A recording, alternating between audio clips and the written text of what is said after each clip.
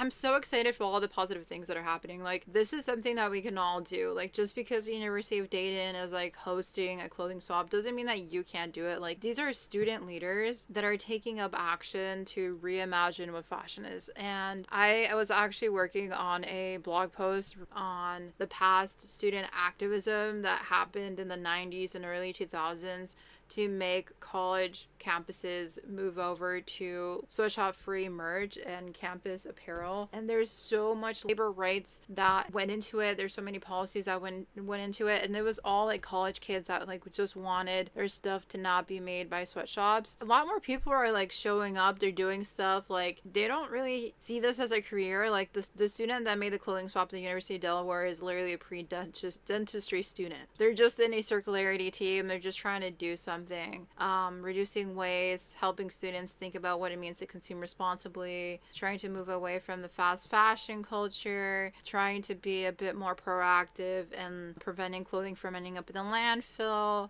making sure that they can pass on skills, and giving clothing a second life as well. And they also allowed students to donate their clothes and refresh their wardrobes all at the same time. I think it's just really hard to find a place that's willing to give you something for free, build community, and like not expect anything in return for you. So I think clothing swaps are so fun. I want to host one soon. It's just I don't really know where I would be able to host it in my city. Like, should I do it on my lawn? I don't want people to know my address. Should I do it at a college? I'm not a student. Should I do it at a cafe? I don't know. That's what I'm struggling with, but I would love to do a clothing swap, to be totally honest with you. And it's just easier on college campuses because they already have that ingrained community. They already have like a club where they're like working together to do like environmental things.